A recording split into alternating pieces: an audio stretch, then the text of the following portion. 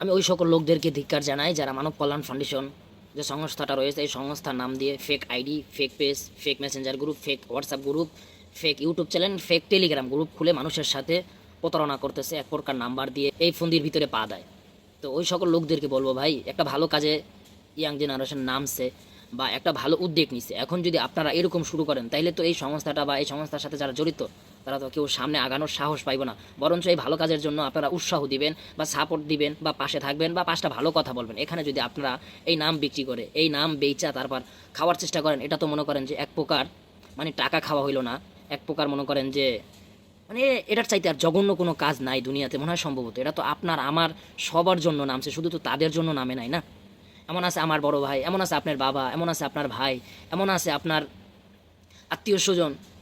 এটা তো শুধু মানে 10 জন 20 জনের ভিতরে সমাপ্ত না, এটা তো পুরাটা বাংলাদেশ জুড়ে, পুরা বাংলাদেশের মানুষ জুড়ে এই সংস্থাটা নিয়ে কাজ করতে চাইতেছে সবাই। এই সংস্থাটা শুধু আপনার আমার না, পুরা বাংলাদেশ জুড়ে যারাই আছি আমাদের সবার এই সংস্থাটা।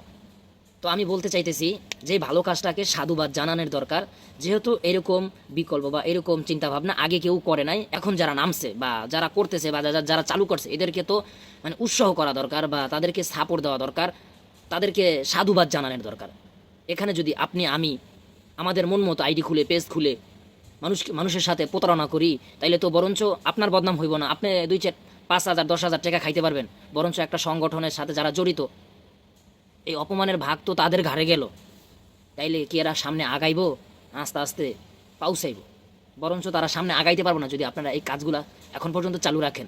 তো যারা এই কাজগুলা করতেছেন, যারা এই অন্যায়গুলা করতেছেন, এটা ঠিক না, বন্ধ করে দেন ভাই, আল্লাহর রাস্তে বন্ধ করে দেন, এটা ঠিক না। ইয়াং জেনারেশন যারা আছে, যেমন ইতালিতে যারা আছে সবাই মিলে এই উদ্যোগটা নিছে, ইয়াং জেনারেশন কিন্তু এই জায়গায় সব। তো ইয়াং জেনারেশন চাইলে বহুত কিছু পারে। এখন আপনি আমি যদি এদের পিছে লাইগা যাই, এই ফেক অ্যাকাউন্ট খুলে মানুষের সাথে প্রতারণা করি, তাইলে তো সংস্থার বদনাম হইল, যারা এটার সাথে জড়িত তারাও 2 নাম্বার হয়ে গেল মানুষের কাছে। তো ভাই এগুলা কইরেন না, আল্লাহর রাস্তায় মাপ চাই। যত প্রকার ফেক অ্যাকাউন্ট খোলা হয়েছে আপনাদের কাছে মাপ চাই ভাই। যদি আপনাদের কোনো টাকা পয়সা লাগে অন্তত পার্সোনাল অফিসিয়ালভাবে মেসেজ দিন যে ভাই আমি একবেলা খাইতে পারি না, আমার 500 টাকা লাগবে, ওইটা নেন। কিন্তু এই সংস্থার নাম বেচা খাইয়েন না। এই সংস্থার সাথে যারা জড়িত তারা অন্তত খুব ভালো মানুষ এবং নিজের স্ট্রাগলে টাকা কামাইতেছে, মাথার গাম পায়ে ফেলাই তারপর টাকা পয়সা কামাইতেছে এবং নিজের লাইফ সেটেল করতেছে। তো এখানে যদি আপনি আমি যারাই আসি, এখন যদি আমরা দিন শেষে মানুষের সাথে এক প্রকার প্রতারণা করি, তাহলে তো ভাই তারা আগাইতে পারবো না সামনে। তারা যদি না আগায়, আপনার বিপদে আমার বিপদে কে আগাইব ভাই?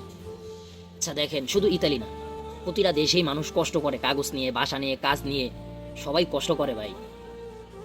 এমন আছে আপনার পরিবার থেকে কেউ বিদেশ গেছে, গিয়ে বিপদে পড়ছে, ওই যে সংস্থাটার কথা বলছে, ওই সংস্থাটার মানুষই আগাই আইব। শুধু এখন ইতালিতে নিছে যে সুন্দর কাজটা বা যে সংস্থাটা, আমি দোয়া করি এই সংস্থাটা যেন আরো বড় হয় এবং প্রতিটা দেশে যেন এটার একটা আলাদা গ্রুপ থাকে, যে একটা মেম্বার থাকে, প্রতিটা দেশ থেকে যেন একটা মেম্বার হয়ে যায়, যেন মানব কল্যাণ ফাউন্ডেশন থেকে। আমি বলবো ভাই এগুলা কইরেন না, আপনি টাকা পয়সা দেওয়া লাগবে না, আপনি সাপোর্ট দেন না, আপনি দোয়া করেন না ভাই, তাইলেই তো হয়, তাইলেই তো মানুষ উৎসাহ পায়। একটা ভালো কাজ করতে গেলে যখন উৎসাহ দেয় মানুষ, তখন আরো কাজ করার জন্য আগ্রহ পায়, এনার্জি পায় ভাই। তো আহমেদ শান্ত ভাই, নূর ভাই, নাইম ভাই, নাদিম ভাই সহ ইতালিতে যত বড় ভাই বেড়াদার আছে না, এমন একটা কাজ নিছেন যেটা আর কি বলার মতো না।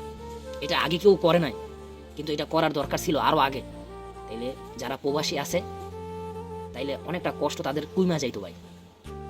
আমি নিজে একজন প্রবাসী, তো আমি জানি প্রবাসের মাটিতে কি হয়ে থাকে বা কি হয়, কত ভয়ঙ্কর ভয়ঙ্কর কাহিনী হয় প্রবাসীর সাথে। যারা প্রবাসে থাকে তারা জানে যে কতটা কষ্ট হয় বা কতটা হয়রানি হইতে হয় নতুন অবস্থায় এই বিদেশ আসলে।